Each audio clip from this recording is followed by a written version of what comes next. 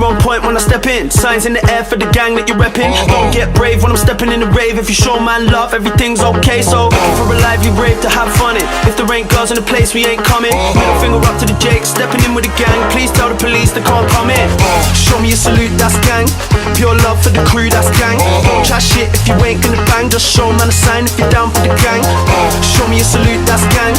Pure love for the crew, that's gang. Don't chat shit if you ain't gonna bang. Just show man a sign if you're down for the gang.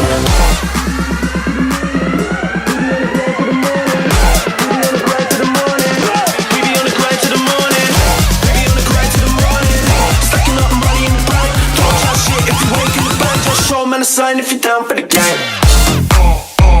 Can't fuck with the gang, we don't fucking pretend. We be busting the clubs, cause you know that we can. Can't fuck with the gang, we don't fucking pretend. Still rocking the show, still feeling the flow. Welcome back, Juventinita, to the Juventinita Back to Black and White podcast. My name is Daniel Negro, and obviously live from Calgary, Alberta, Canada. Episode number 22, guys. We just continue to keep rolling. The games keep coming, and the guests keep coming in. So, obviously, today is going to be the preview for Lazio Juve. Obviously, it's a crucial game. Everybody's talking about it. There's a lot of different stories developing on who can play, who can't play.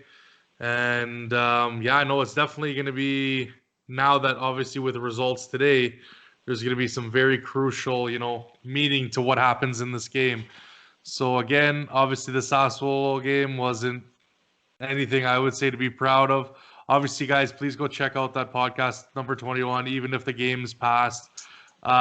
We dropped like a 2-hour, 54-minute video, and there's a lot of great takes in there, obviously talking about Juve in general and obviously about the game as well. So please have a listen to that one.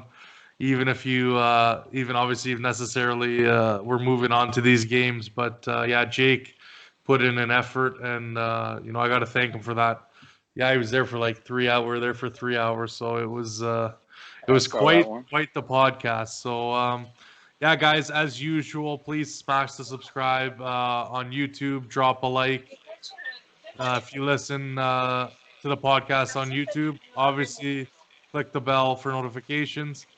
And yeah, as always, make sure to keep an eye on iTunes and Spotify. It's going to be if you have the if you follow on there, you'll be in the loop when the next one drops. So guys, thank you for all the support as always. And yeah, we have a guest in the background. Well, hello guys. Thanks for welcoming me on the podcast today. Yeah, so Anthony, thank you for coming on. I appreciate it. Obviously from Queens, New York, and yes, sir. So how did you become a Juve fan? Well, first of all, my family's from Sicily, Italy, so there's a lot of fans who support Palermo. I'm from Trapani, that province. So yeah, so I was mostly inspired by my grandparents. They always were watching Juve on TV and stuff. So just picking up that from my parents, my grandparents, just picking up watching them watch it. I just grew into becoming a fan, and that's pretty much how. Yeah, no, that's great to hear. Are you part of any of the fan clubs in and around New York, or how do you usually watch the games? Or you like to watch it at home by yourself for the family? Yeah, I don't want to hear anybody screaming and hear me screaming at the games half the time based on their performances. But I watch it by my grandparents' house, or I watch it with family members once in a while when there's a big games. We'll all meet up. So that's what I do pretty much. No, yeah. So yeah, same with me. It's I like to keep it low key by myself. It's not like my family in particular are big fans, so it's usually just me watching. Obviously, I have different relatives that obviously cheer for different teams, so there's a lot of rivalry back and forth. But I think for me personally, yeah, it's just easiest to watch it at home now. Yeah.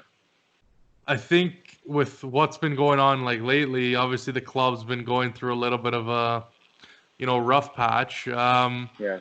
Obviously, we can get into the news right away. Gasperini has been talking about, already thinking about the Champions League, obviously against PSG.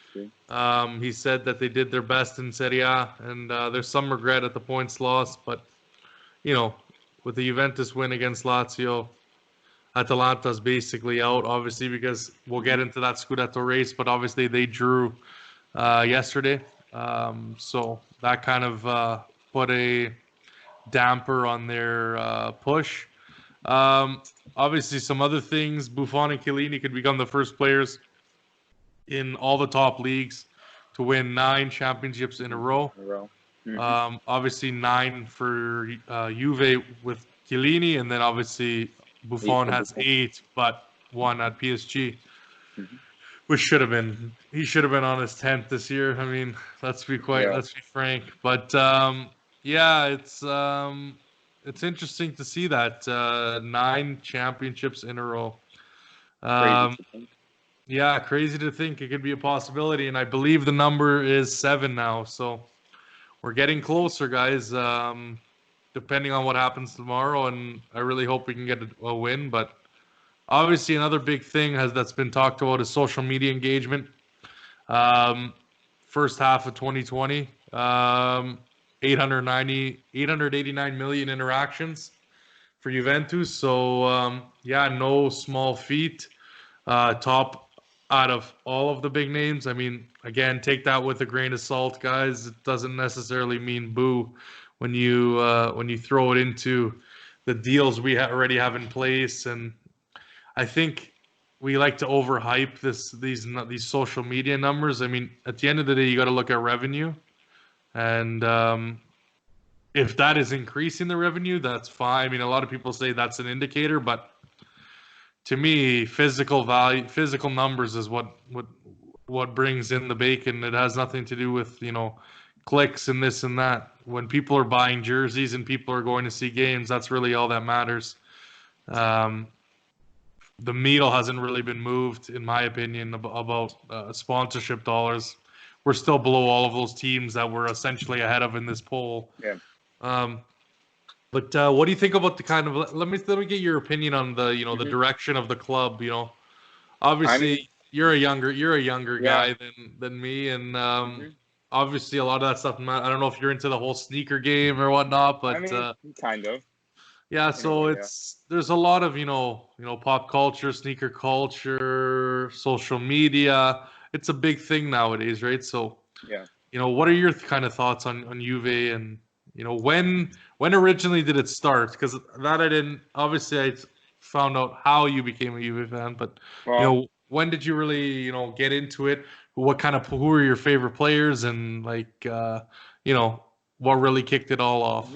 Well, mostly for me, maybe the oldest memory I have of watching Juve actually maybe was when I was about maybe 10 years old, just watching with my grandparents and stuff, and actually getting into the game had to be when I was younger, because I think I was always a Juve fan as a kid, but not as much as I am now. I wasn't as much into it, but I always idolized. My favorite players were always Buffon, Chiellini, Marchisio, and Andrea Pirlo. I always loved watching them. When Andrea Pirlo came to Juve, I was my favorite signing. I love Andrea Pirlo. Same with Claudio Marchisio. Those were pretty much my favorite players always. I like it. I like hearing that, because like I said, you're a younger kid, but when you see those, you see the respect for the players, of past. Obviously, again, being Italian is one thing that kind of influences you a little bit more than, let's say, someone who isn't. But yeah, no, that's great to hear. Obviously, that more about that the poll was a Gazzetta poll. Obviously, they had another one that was been talked about. Serie A top players, obviously average ratings for the players, and obviously the players had to have at least 10 games played. Dybala on top, 6.85. It's undisputed. Ronaldo fans don't have me. I didn't create this poll. Papu Gomez, number 2, 6.79. Luis Alberto, number 3, 6.67. Sirigu, 6.63. And Ronaldo, 6.63. So obviously, those are there based off of their rankings throughout, the season. And I think it makes perfect sense. I think Juve would be in a whole world of pain if we didn't have Dybala. He Yeah. does so much for us, and Hmm. it's just been incredible. And I think he's going to do wonders tomorrow, Hoping being so. back. And it's going to be an interesting lineup. There could be. I'm still quite unsure of how we're really going to set up because there could be a Hmm. few ways we could go, at least in my head. So, what do you think about Dybala's contribution to this season? Well, I think that he was top, like at least top three most important players this season easily. Without him, I don't know. Like it's crazy to think that just last season the management was trying to get rid of him so hard, especially for someone like Lukaku, whoever they wanted to. Yeah. But I think that he's one of the players. Like Ronaldo wouldn't have been able to do all of this. Like at the beginning of the season when we heard Ronaldo and Dybala couldn't play together, and it was better Ronaldo Higuain, and Ronaldo wasn't getting the same numbers he's getting now while playing with Dybala. So I think that it's really important that Dybala keeps on starting for us, and I think that he'll play a big contribution in leading us to the Scudetto at the end of the season. Yeah, no, I definitely think that's great, well said. I think yeah, it's gonna have to be that way, or if he doesn't start perform, I mean, if we lose him, or look at what happened with the whole suspension thing, card accumulation. I think it was such a huge factor in that, and you know that was almost kind of the start of the fall, so to speak, or the slipping in these past games because we didn't necessarily have them in a game that I think we needed, especially with Delict as well, and that was against Milan. So that kind of was the beginning of the dropping of points, and then you look at these teams kind of getting closer. Mm-hmm. And obviously, again, like I said, we'll talk about the point differences in a little bit, but definitely some tough times if tomorrow doesn't go our way. Obviously, there was talk about Merda and their competition. Obviously, now they're in second place. If you don't know, they obviously drew today against Roma, 2-2, excuse me. And no, there were just talks about basically, this rivalry with Merda, the energy, the pride. No one wants to see this kind of almost Cinque Maggio like reversal coming up potentially, and obviously then there's Conte Marotta, celebrations that would happen, and this could be something that we don't really want to walk into. So I think we're still in the driver's seat, and we have a lot left to give and a lot left to I think the schedule, from the way I see it, it's pretty straightforward. I see where we can pick up our points, and then it's just going out and executing. Obviously, there's been a lot of discussion about journalists and different transfer plans, and Romeo Gresti's been a pretty big name in the scene, and he's gotten, I would say, a lot of respect, which I think he deserves. He's been right quite a few times, but he talks about Juve's summer, and he expects a lot of transfers, but the motto is the same: sell first, buy after. And I mean it's kind of straightforward. I think anyone and their grandmother could have come up with that just watching Juve play the way they've modeled their financials and the way we make transfers.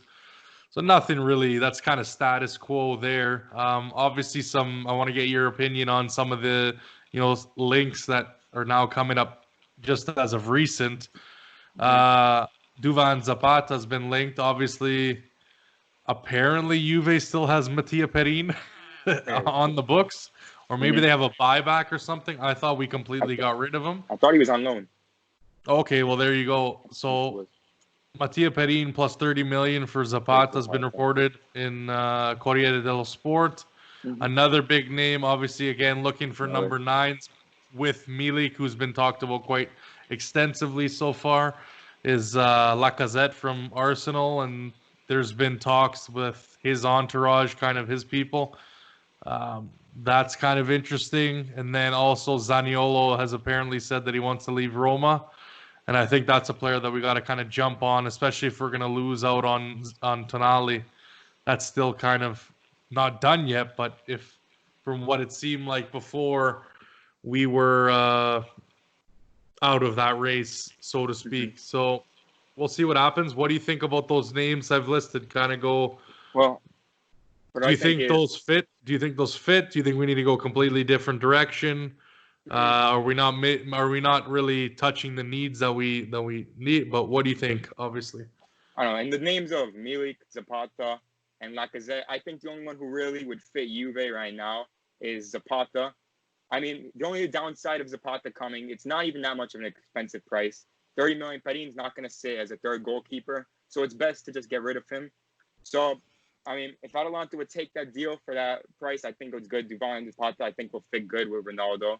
And Dybala up top, good hold-up, play strong striker. But the only downfall is he's 29, 30 years old now, so he's a little bit on the aging side. And for a Milik, I don't know, like, because we already have so many players who are injury-prone and we in the past, and that we needed to get rid of. So Milik, he's a good striker, and he's young, but his injury problems I don't think could be seen through in this transfer deal. yeah.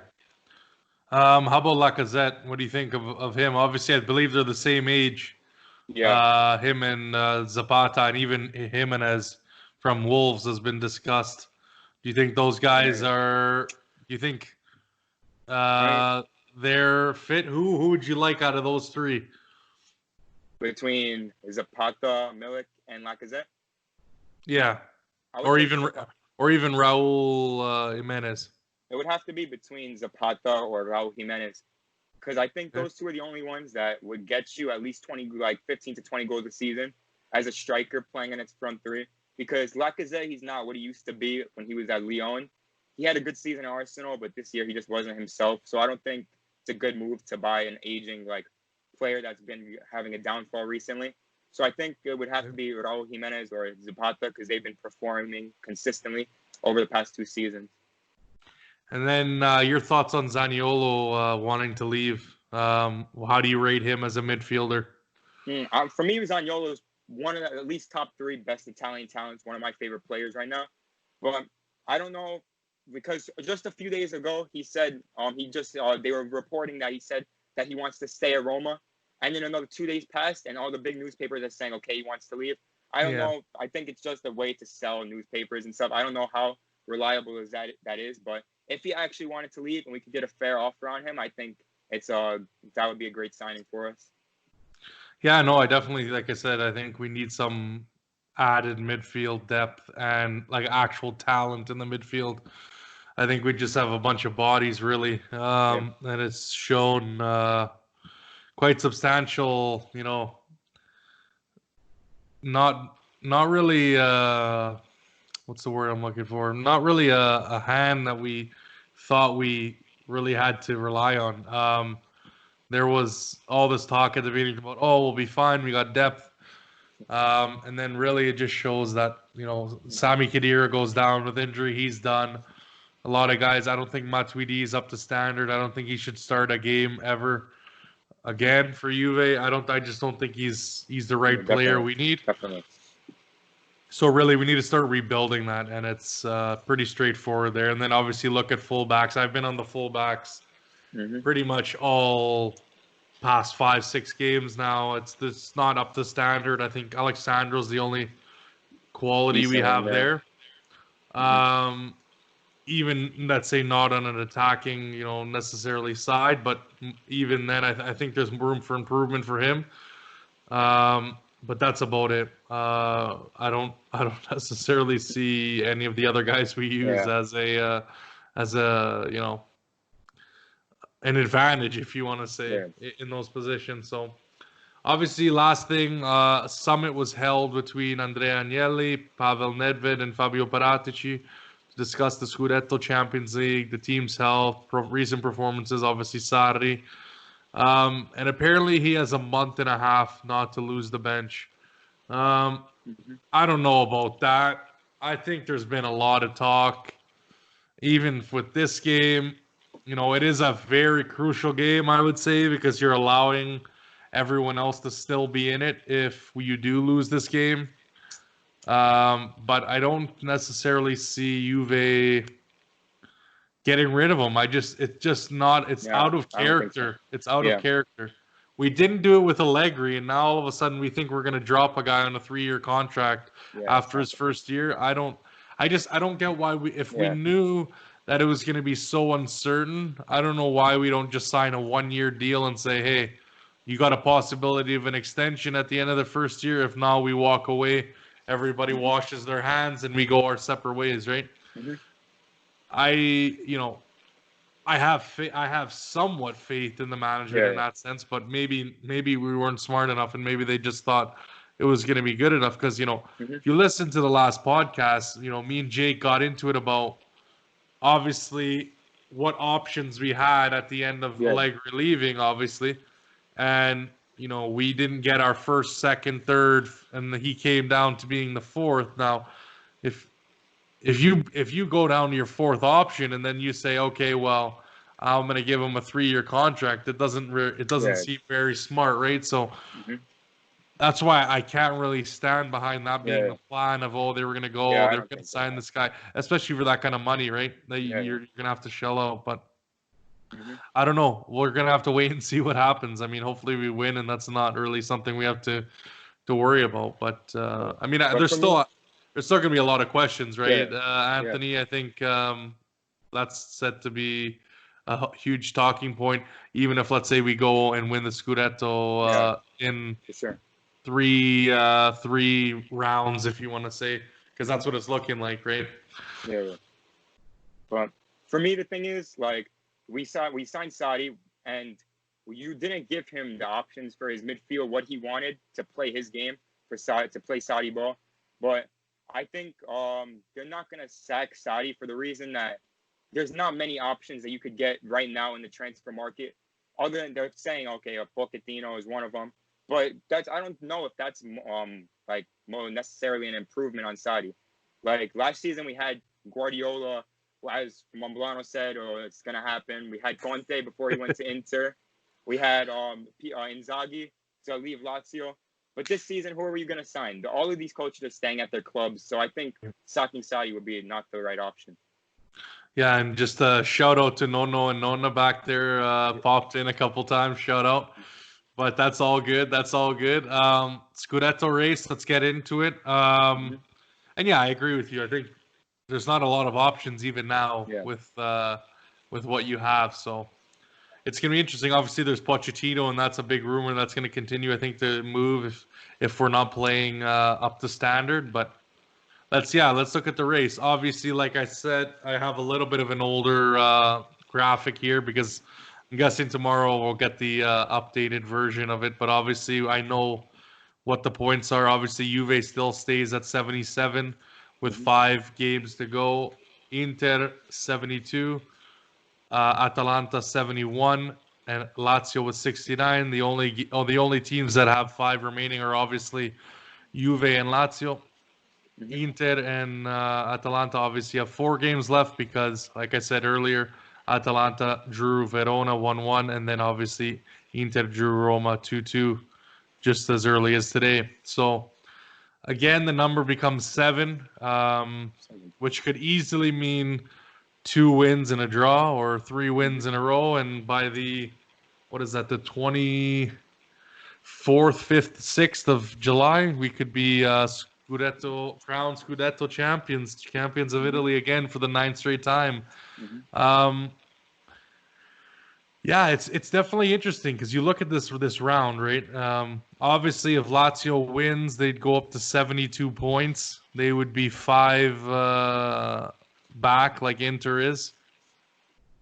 Now, then there's kind of these games that are, I don't want to say throwaway games, but they're kind of fillers. Now, I think even if we lose, it still could be won in the next 3 games anyways. So again, like I said, we're still in that driver's seat. Obviously, because of the results that happened the past couple days, if those were wins on the part of Merda and obviously Atalanta, then we're speaking. Then it gets a little bit tighter than what we're seeing now. Obviously, Atalanta would have been at 4 points difference, and Merda would have had an extra 2 points. So yeah, they would have been 3 points behind us. So that's different than losing to, obviously, if you lose to Lazio, then really everything's open with a 3-point gap. But it sets a little bit different now. Obviously, us winning. What were your thoughts, kind of looking ahead to the end of the schedule? Do you think there was a clear advantage for anyone? Do you think it's still quite open? What are your thoughts, Anthony? Well, I think we have a decent enough schedule. We have to play the game against Lazio tomorrow. I think it's a win that we need just to bring the concentration of the team and the confidence of the team to just go ahead and win those games and just win the Scudetto. I think we have Sampdoria, Udinese. Teams like these we should be beating. Cagliari, we should be beating them fairly easily. And then we have Rome at the end of the season, which according to if we win or not, that's pretty much not a game that's going to count for anything. So I think Right. our schedule is a little bit better than like we have for Inter. They have Napoli and Atalanta they have to play at the end of the season. So even Right. if they were, I don't think that they would win against a team like Atalanta, who's been on really good form. Right. Yeah, I know. And even you look at Atalanta's schedule, obviously they'll have to play Merda in the last game, Yeah. but they also have Milan as well, Bologna and Parma. Yeah, So you could say a little bit easier. I still think we have the easiest coming yeah, up. definitely. And Lazio's is not too is manageable as well. Obviously, they play Napoli on the last day of the season, but I think they're not playing well enough as a team, and I think that's why we're going to get away with a win tomorrow, is because they're just not confident at all, and I think we're just going to be able to break them tomorrow, really. And yeah, I just don't see them putting up. Obviously, and again, like we'll get into the match facts next, but they're missing quite a few players, Yeah. and and if you look at the betting lines, if you're if you guys are into that kind of stuff, but Juve is heavily favored. I think it was like they were paying $4 for Lazio. It's like, yeah, so Juve is paying 157 and Lazio's paying 480. So that's a heavy Yeah, heavy big dog difference. Yeah, put on Lazio there. That's incredible. Especially to see how close these teams were just at the start of this, obviously COVID restart, to be almost paying 4 times more for Lazio. That's would not have crossed my mind when I envisioned this at the beginning. And let's get into the match facts. Obviously, this is going to be in Torino. The first game, obviously, we played at the Stadio Olimpico, but obviously, again, July 20th, which will be tomorrow. I'm going to get this up tonight, hopefully. So you will be hearing it on the 19th. But again, yeah, at J Stadium, obviously 9:45 CEST, 1:45 Mountain, 12:45 Pacific, 3:45 Eastern time, guys. Set your clocks, set your alarms, schedule your meetings appropriately, even though I won't be able to unfortunately, I won't be able to do that, but I'll be watching it after work, and again, I'll know the score, and hopefully I'll have a smile on my face after work instead of being pissed off, but let's see what happens. Obviously, we'll get into the records. Obviously, Juve's at 24, 5-4 with 77 points, first place, top of the league. Then you have Lazio, 21, 6-6 with 69 points in fourth. They've slid down into the fourth spot. But they've really had a tough time. They had an opening loss to Atalanta, and then obviously 2 wins against Fiorentina and Torino, and then after that it became 3 straight losses in a row: Milan, Lecce, and Sassuolo. And obviously their last game they drew against Udinese 0-0 without scoring. And it's kind of been stagnant. You look at their top scorer, Ciro Immobile, at 29 goals. He's been on that for a while now, right? So, Yeah. and obviously Cristiano with 28 for us. But it's been, very kind of rocky start. It doesn't seem like Lazio have very much confidence in themselves. And I think we have to use that kind of in our advantage and just kind of break them, put one away early and kind of break their hopes at all. But yeah, what do you kind of think of the early match facts, the early matchup between the Mhm. two teams? I mean, I think Juve right now have the upper hand. They've both been going through a little bit of a shaky start after, but I think Juve have been the better team after the restart than Lazio have. I think, especially tomorrow, you didn't bring it up yet, but the injured players and the players who won't be there, and Ciro Immobile not being on form, especially considering his performances in his last games, I think that's a plus for us. And they won't have some of their top players, so I think that'll make this game a little bit more easy for us going forward. Yeah, and let's get into those players. Obviously, Bernardeschi with the stupid foul in the Sassuolo game, he's suspended, That's so fine. he won't be. There you go. He won't be in the squad. Obviously, we still have some nagging injuries. There's still talks about a game time decision for obviously Delict with his shoulder, Bentancur with I believe his thigh, and then Chiellini and Bonucci still the heel and the calf. So they still have done some tests. I think they're still monitoring it, and we'll have to see what happens when the lineup comes out. Obviously, I think Kadira and DeShilio are still out for good for now. I don't think they'll Yeah. be featuring in this game. Then you go on to the Lazio side. Obviously, Radu, Lucas Leiva, Lulic, Correa, Maruzic, Luis Johnny, Alberto. and Luis Alberto are all out. Obviously, Patrick is suspended as well.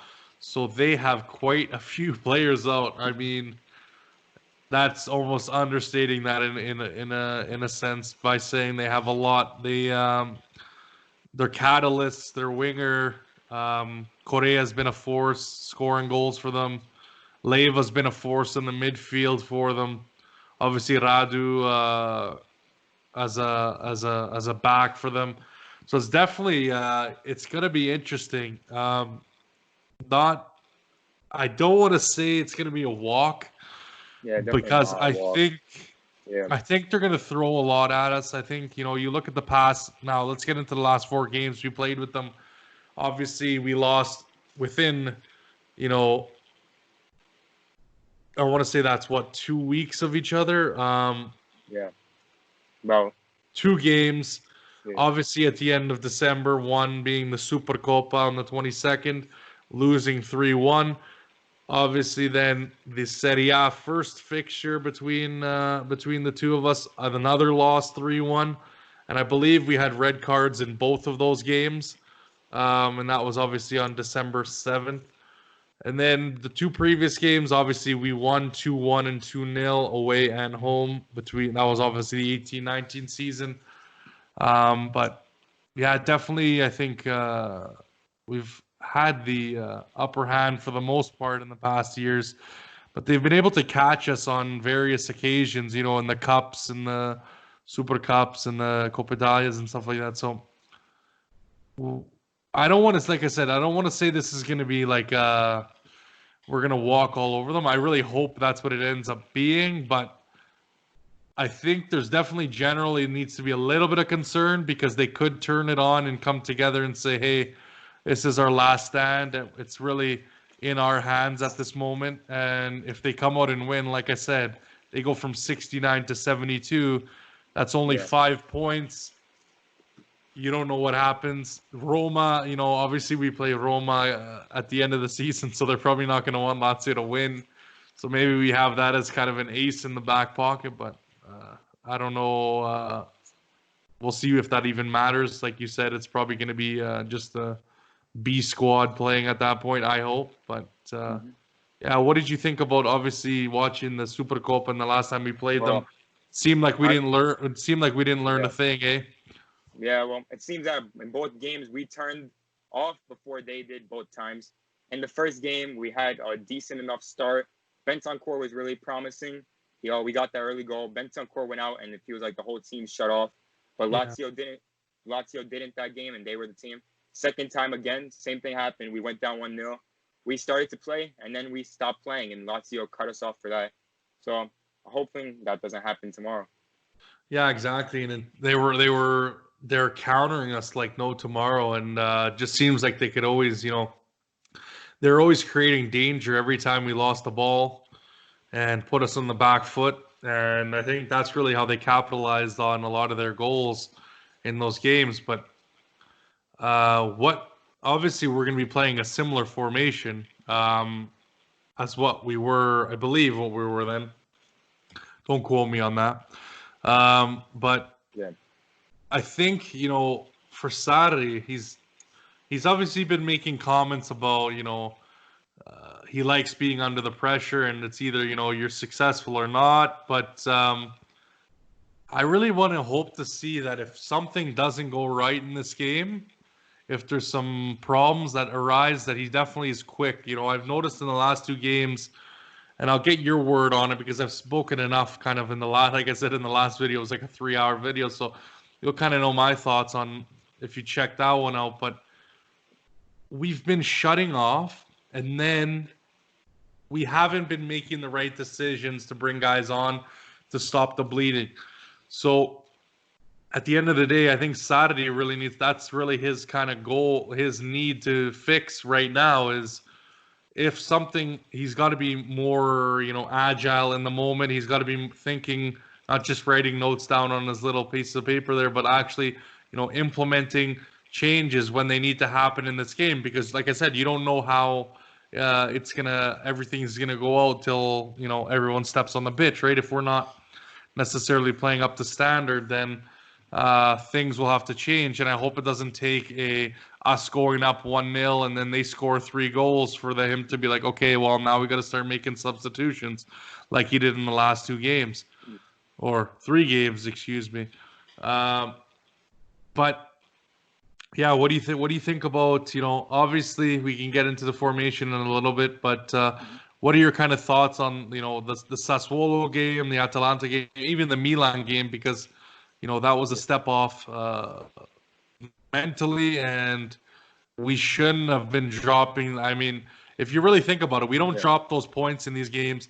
I think Atalanta was an atrocious game. They had no business winning, even getting a point in that game. But, you look at the Sassuolo game, definitely could have won that one. And the Milan game definitely held on to win that one. So there you go. You're really looking at, 4 extra points added on. That really, this could have even potentially, if you think about, obviously hindsight's 2020, but if you win those 2 games, you could be in position to clinch in this game tomorrow. So, I mean, what have you been seeing? And because there's been a lot of good points. A lot of people bring up different things. I'm not going to catch everything, but yeah, let's have your take on how we've been playing the past few games. Well, the past few games, starting with the Milan game, I feel that first half, we were a better side, up 2-0.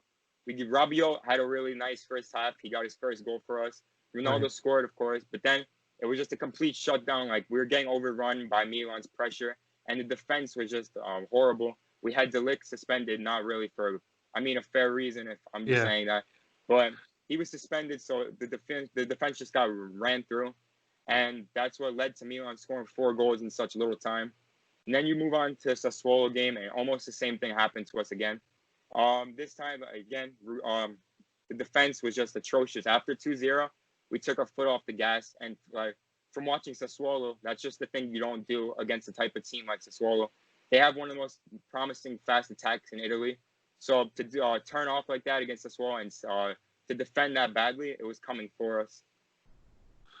Yeah, it's unfortunate. Like I said, I keep saying it's unfortunate, but we've almost been given the keys to I don't know if anyone wants to win the Scudetto. It seems like with the way all these teams have been playing, and I know there's a lot of it's tough. It's not just easy to say, okay, these teams don't want to win. Like, teams are going out to play well and not to get shown up, and so you've had these draws and other teams winning, and they're fighting for spots. You look at Milan; they're fighting to try and get as high up the table as possible.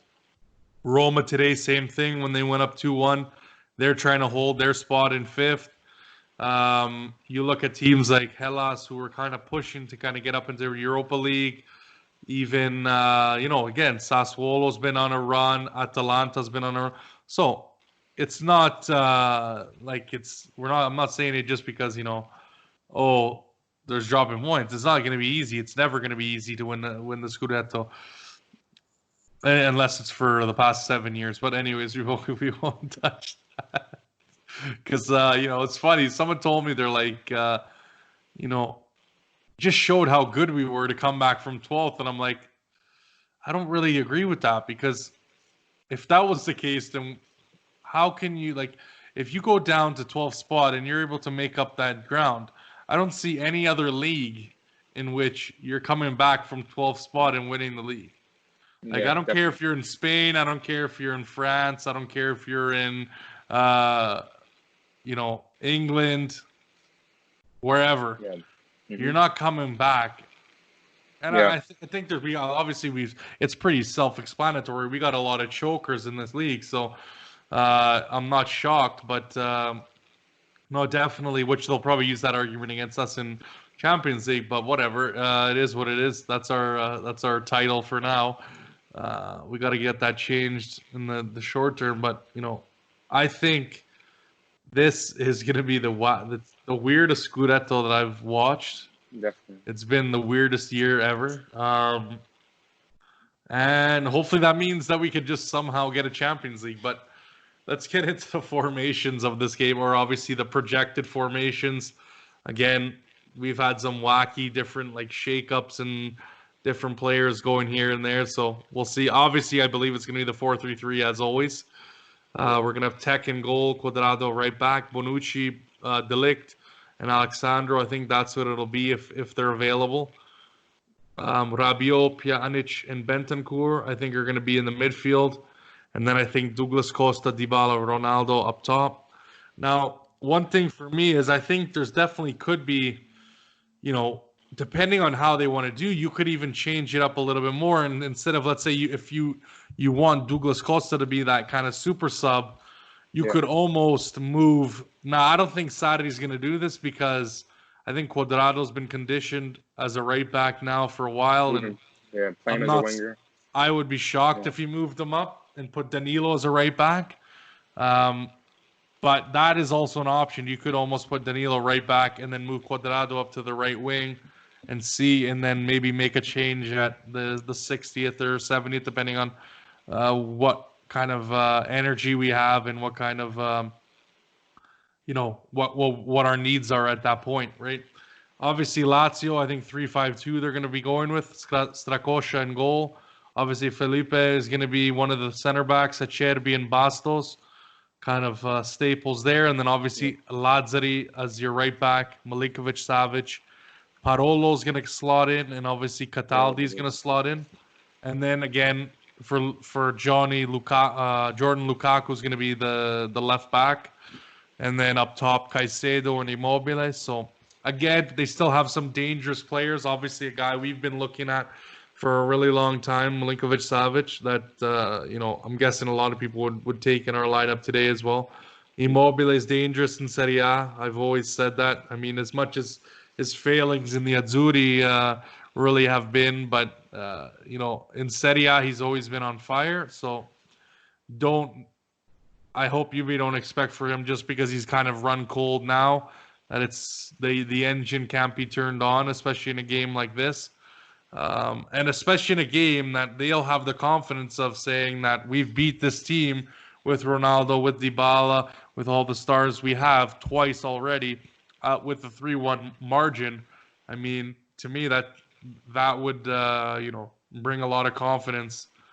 Speaking, towards that team, and I think Inzaghi's a good coach. I think he's been pretty smart. I don't think he's been able to do what he's done in the past 5-6 games, but I think there's been a little bit of motivation lacking there. And what do you think kind of the formations rumored to be? Obviously, like I said, who knows? Maybe Chiellini gets slotted in there. Obviously, Demiral might go on the bench, but I would doubt seeing him in. Rugani apparently is the only one that's 100% fit, so who knows? Maybe he gets in there. But I'm thinking Bonucci, Delict.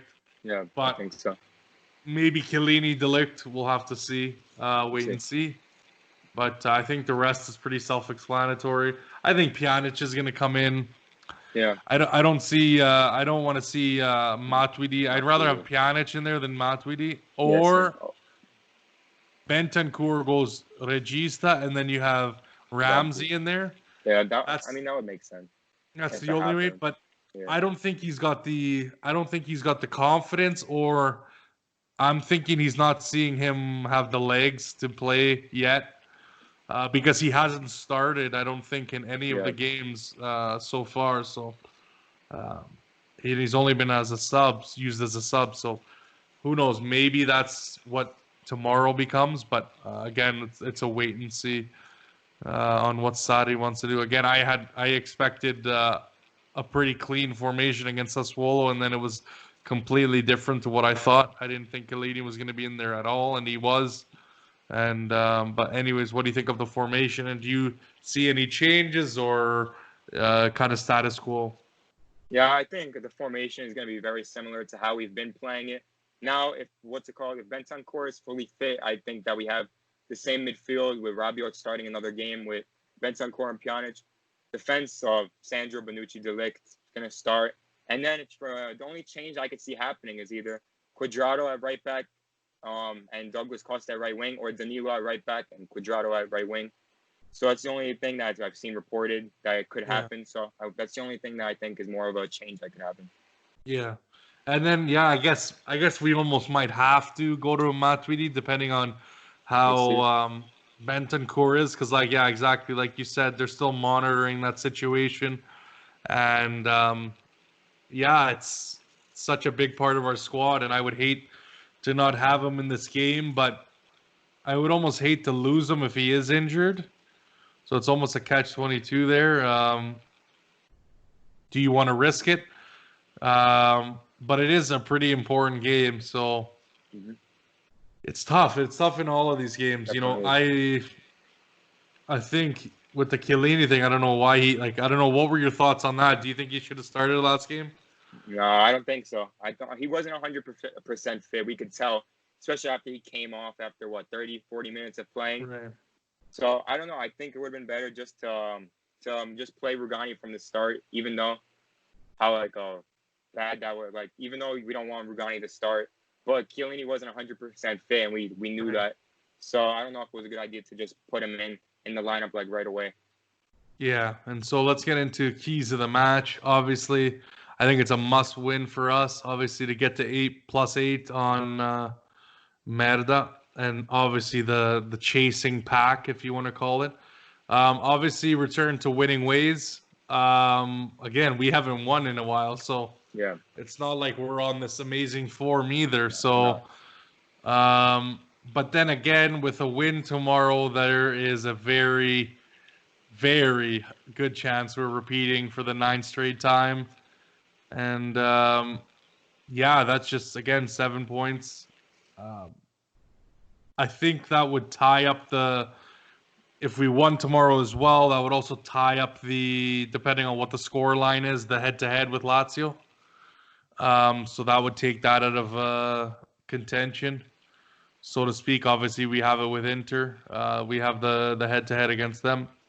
And then again, just for the team's confidence, I think we're going to need something really to gel this team, and I think this is a perfect game, obviously, because like I said, if we do win this and it's not a convincing performance, we're 9 times out of 10, we're probably going to ride out and get those remaining 4 points or whatever it is at the time. Let's say someone loses or not. But I think it's pretty self-explanatory that we'll ride out and get those points. So you almost need a little bit of a boost, because then you might start seeing some heavy rotation after those games, right? Because you're going to be looking into, obviously, the next phase, which is Champions League next month. But what we need to do is kind of maybe, I think, get a statement win here, kind of play some guys out, rest some players, get some other guys experience, try and wrap this thing up as quick as we can, and then give guys time on the field and try some different things out, and really get ready for the game against Lyon on August 7th, right? So I think it's definitely going to be interesting. Kind of anything else that's key to this game, you think, for Juve to come out with the victory, Anthony? I mean, for me, like, what one of the reasons that you've been performing so like badly recently is just also they had before they were playing with the thought in their mind that if they lose, Lazio is going to take the first place from them, so it's a must-win game every time.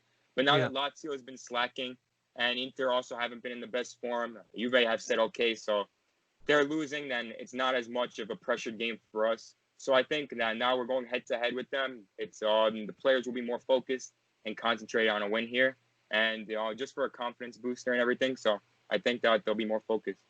All right. And so what do you think? What is your prediction and your goal scores of this game tomorrow at the J Stadium? I think it's going to be 2-1 to Juve. And who do you think scores for Juve? I think it's going to be Ronaldo, Bonucci, and a Mobile penalty.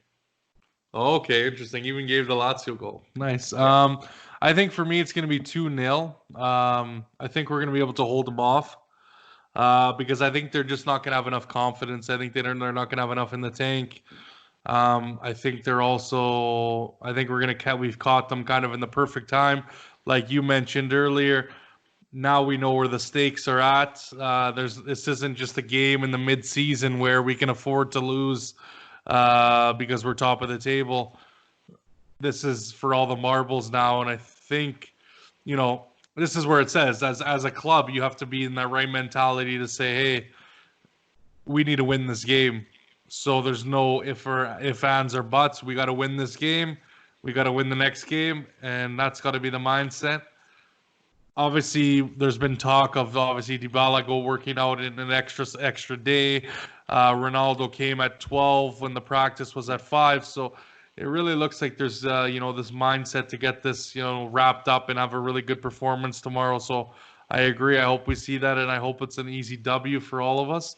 And I don't have to look at my phone at the beginning of the day or when the game starts and being up and then looking at the end of the day and being down and losing the game. So I don't want to see that again. I think we need to get over that. That's inexplicable. You can't be turning off in these close, these important games, especially going into a Champions League tie where you're going to have to lay it all out there because you're down 1, and you're going to have to put in the work to get that W, and it's not you're not going into that game with an advantage. So yeah, I think that's 100%. I like that, those takes. Let's get into kind of some, obviously there's a couple questions. Daniel Jafari dropped right before we got started here, so thank you, Daniel. One of the things he said was, is this really a half Juve versus half Lazio game? What are your thoughts on that? I think it's kind of is, because I think Lazio have more of a disadvantage, not only because they've been playing bad like we have too, but also because of the missing players they're gonna have. I think is gonna play a big part in them. But I think right in this game, it's of course like you could say a half Juve, like we're not playing to our best, but we do have the players that we're not missing as many key players as they are. Going into the game. Exactly, and I would have to agree with that. I think they have a lot of key players. Like I said, when you lose a left back, key central mid,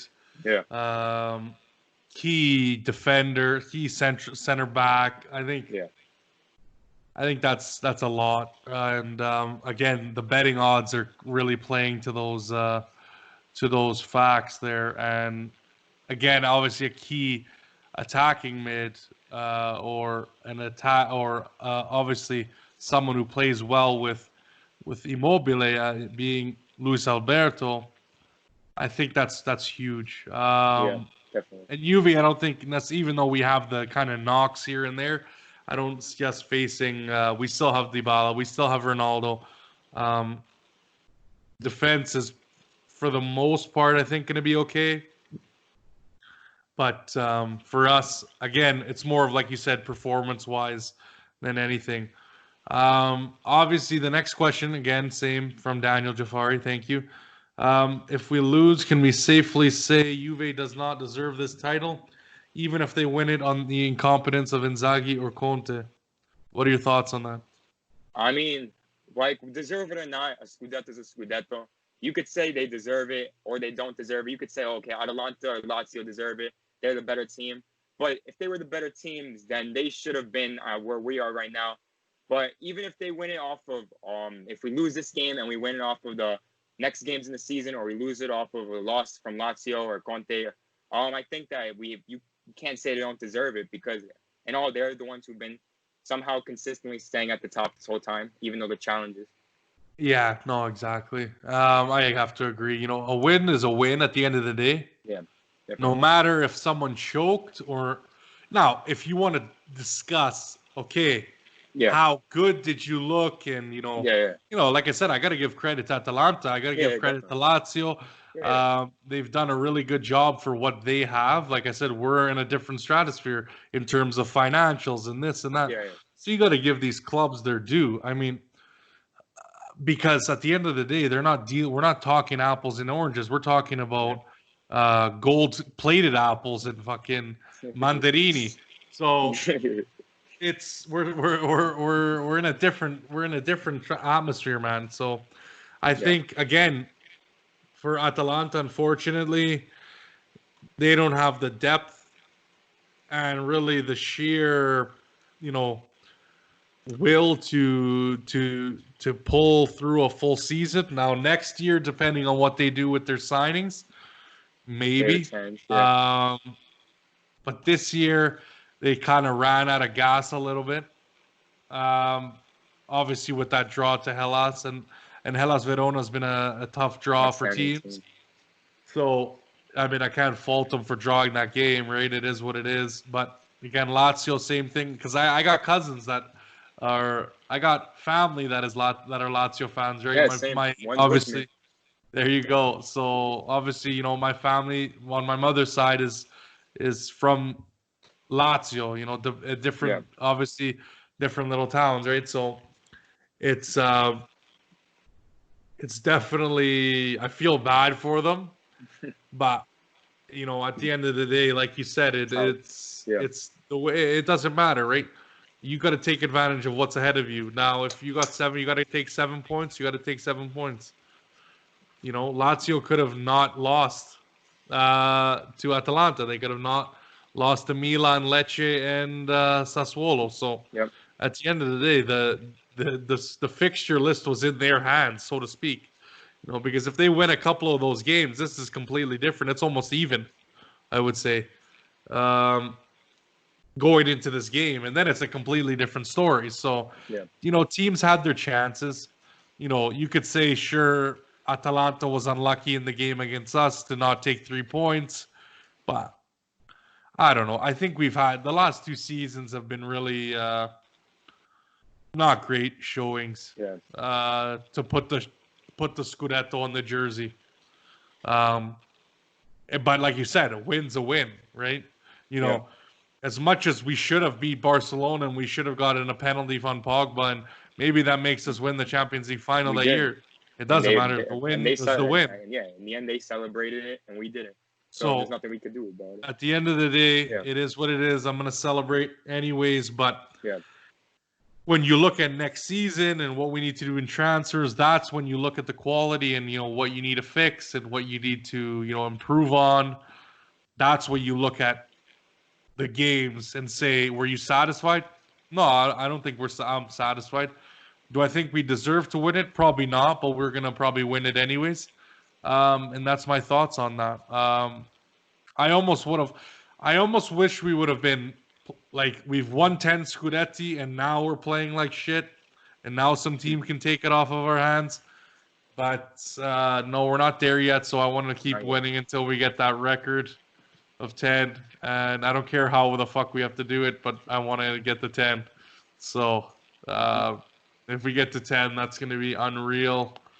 And I think we definitely, it's in our hands. So like you said, we got to come out tomorrow, press this. We got to play hard from the beginning. Everybody's going to be on board. I don't want to see players not giving it their all on the pitch. I want to see everybody going. I don't give a shit if you don't believe in Saturday's ball. I don't give a shit if you believe in this and that and the other thing. if you're a player and you know that this game is this important, and you don't come out giving your 150% on the pitch, I don't give any excuses that you don't like that you don't believe in Saudi. That's on you at the end of the day. You're accountable to the fans at that point, and you're not accountable to, we can give as much criticism to Saudi as we want. But if he's telling you and you come out like they did against Sassuolo, I'm not gonna have very nice things to say after this game tomorrow, especially if it doesn't go our way.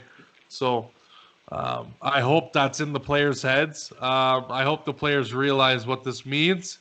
I think they do. But yeah, man, it's definitely going to be an interesting tie. And just a shout out, I got the Calcio merch, a fellow New York bunch of guys. Obviously, you're in Queens, and I believe they're where, in Brooklyn or Bronx? Brooklyn. Where they in? Brooklyn. Brooklyn. So you guys are close, but yeah, they're gonna have a nice drop tomorrow. If you guys haven't some kind of summer colors, Miami vibe to it, but so stay tuned for that. I think they've done. I like how they've taken the Supreme box logo and dropped it with, remixed it with Calcio, and yeah, Mr. Peter Penalty there got some bullshit at the end of that game today. I was actually watching, and I was pretty happy for Roma because they definitely go down 1-0, and then they pump 2 in, and I'm like, oh, here we go, beautiful. Yeah. Merida's gonna fucking lose again, and then just complete trash. Yeah. Unlucky. Like Spinazzola on that. Yeah, I don't know. I don't know what these penalties, man, but it's been crazy. I think they need to relook at a whole bunch of the rules because it's been just bad with VAR. Especially the handballs. Yeah. I hope that does not. I hope that has no effect on tomorrow's game. I really don't, because it's so for either team, really. Yeah. For either team, like, I mean, I could say, yeah, give us four BS penalties, and I wouldn't care. Sure, probably wouldn't, but just keep it clean. None of this fucking bouncing off a guy, hitting an arm, shit. Like, it's ridiculous. But let's leave this. Obviously, I think we're leaving this pod on a pretty high note. Kind of, the last topic that I usually have, if you guys are, a listener of the pod. We like to talk. We like to bring the nostalgia back. We like to talk about past Juve, and just different things. When you've gone to stadiums, obviously. In North America and abroad, or obviously in Asia or in the Middle East or wherever, right? Just like this, I like hearing these stories. I think a lot of other people like hearing these stories. There's been a lot of meeting different players and going to different games, and getting kicked out of stadiums and jumping the stands to run onto the field and stuff like that. So it's pretty cool that what we've kind of started so far. But obviously, you're like I said, you're a younger guy, Anthony. What stands out you with, like, obviously memorable Juve moments, but also even stuff maybe you've been to a game in North America. If potentially you haven't gone to Torino yet, which I hope you do, because it's unbelievable to go back there and with the fans, with your fellow buddies that you meet online, and just being able to see them in person and have a beer, or Orangina or whatever, right? Panino, pizza, whatever. But what comes to mind for you in when we talk about this nostalgia, going to see games, or watching Juve? Well, for watching Juve, like, Champions League games are what stood out to me. Of course, there's always these big Serie A games, but for especially for a lot of Serie A games, like 3-0 against Barcelona, I was only in middle school, and I couldn't watch the first 15 minutes or 30 minutes. So when I got out of school, Dybalas already scored, and I was going crazy. My dad picks me up. Same thing with Juve, Man City. Like, I would miss the first parts of the game, and then I would come out of school and see this. So this is what really comes to mind when I think of Juve, especially a few years ago when they and then like you were saying, the only Juve game I've ever been to was, again, for Juve Benfica. I think 2018-19, I think. was in New Jersey, Red Bull Stadium. Okay. So yeah, I went there. They won in penalties. I got to meet Trezeguet, Camoranesi, Davids. They were all there Oh, signing and nice. stuff. Yeah, and I actually saw Mike and Marco from IFTV there as well. Oh yeah, that's Yeah. cool. That's cool. Yeah. Yeah, no, it's definitely nice for you guys on the East Coast because a lot of those obviously there's a lot of Italians Yeah. in those cities, but yeah, obviously there's big population hubs there as well, and a lot of those games take place obviously on the East Coast, sometimes on the West, but or in the South if you want to say Miami or Houston or LA. But yeah, so how was that? So were they just kind of mixing it up with the fans, or Yeah, were well, they? like Was it an they had event or? like it was outside of the stadium. They would have like tents. So there was a Juve tent, and then there was a Benfica tent on the other like part of the stadium. Okay. So for the Juve one, they had like you could like buy jerseys, hats, and they had like tattoos and stuff. And then they had like like you could take pictures with the trophies or whatever. Oh, And then they nice. had like Trezeguet, Cameron, Davids. They were all there signing taking photo signing stuff for you. So it was pretty nice there. And I can't remember if this was with Bruno, but I think that was the same game that he got kicked out during the training practice. I think it was a practice. I want to say, anyways, he basically threw a scarf and he got escorted. Check out the podcast. It was a good story, but unfortunate for him at least. At least he got to see the game though. But Yeah. yeah, no, that's awesome, man. I think Yeah. yeah, I would love to go to one of those games. It's crazy expensive to fly Yeah. in Canada with these airlines we have. So, and it's always in the summer. And you know, since I graduated university, it's been it's kind of tough because a lot of the work I do is in the summer, right? So it's tough to take time off, or you know, or else you got to take a. So it's I guess for now for me it's going to be a lot better for Serie A games because obviously it's you know end of summer till beginning of summer Yeah. in that area in that vicinity. So I'll be able to start going to more games that way because it won't be as busy in terms of work. But yeah, no, definitely get out to Torino with your family. Yeah. I want to one day. Hopefully soon. It's a hell of a city, Yeah. and like I said, you're gonna meet a whole bunch of great Juve fans. Obviously, Yeah. when all this COVID nonsense, Yeah. you know, stops and when everyone gets healthy and we can get the tifosi back in the stadium, and hopefully that's sooner than later. I know they've been saying that they're probably gonna cut that thought out for this year. Obviously, again, the season's gonna start in about a month Yeah. It's crazy. when this one ends, so Yeah. no breaks for me. August might be my break if they start doing Champions League on the weekend, which I'm hoping. That'll be kind of sick, and I think we might you know I think we're gonna watch you know we're gonna try and watch all these games live. Yeah. I've been talking to my buddies that are obviously different fans, not necessarily not it's not gonna be just obviously a Juve folk. We'll see who we can get from here and get it out, and maybe have a couple people online as well. But I think we're just gonna, in general, just watch a whole bunch of these games live, and hopefully you guys can join us and So, just react and yeah. see. You guys can comment live, and we'll see. Obviously, we'll be doing the Juve game as well. I think it's gonna encompass the whole tournament at that point. But yeah, I definitely would like to hear feedback, guys. Let me know.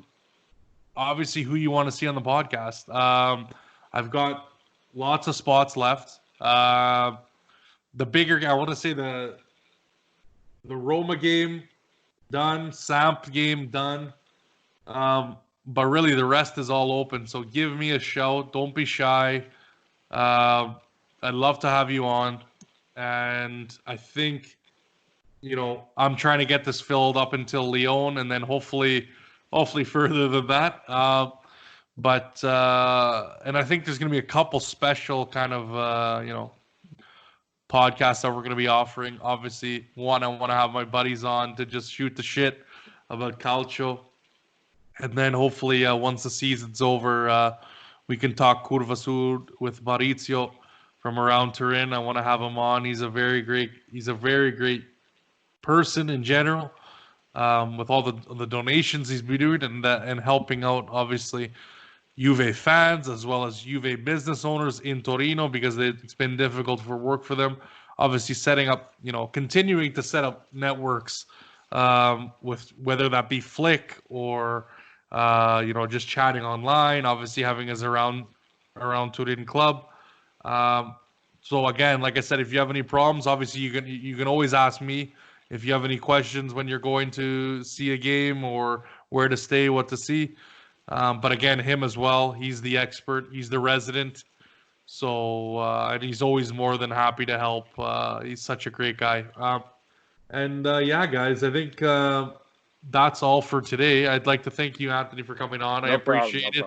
Shout outs to the Nonni, for their brief appearances on the show.